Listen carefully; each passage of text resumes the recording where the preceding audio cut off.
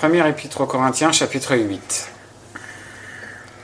À l'égard des choses sacrifiées aux idoles, nous savons que nous avons tous la science. Or, la science enfle, mais la charité édifie. Et si quelqu'un croit savoir quelque chose, il ne sait encore rien, comme il faut savoir. Mais si quelqu'un aime Dieu, Dieu est connu de lui. Pour ce qui est donc de manger des choses sacrifiées aux idoles, nous savons qu'une idole n'est rien dans le monde, et qu'il n'y a qu'un seul Dieu. Car quoi qu'il y en ait, soit dans le ciel, soit sur la terre, qui sont appelés dieux, entre parenthèses, comme en effet il y a plusieurs dieux et plusieurs seigneurs,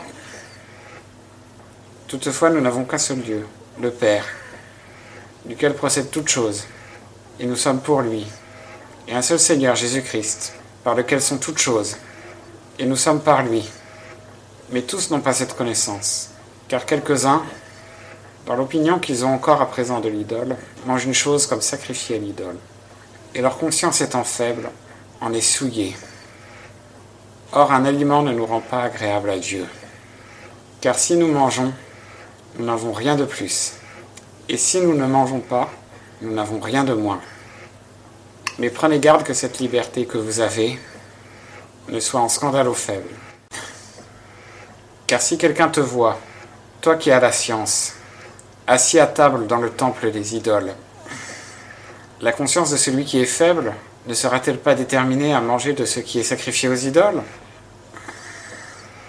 Et le frère faible, pour lequel Christ est mort, périra par ta science. Ainsi, en péchant contre les frères et en blessant leur conscience faible, vous péchez contre Christ. C'est pourquoi, si ce que je mange scandalise mon frère, je ne mangerai jamais de viande, pour ne pas scandaliser mon frère.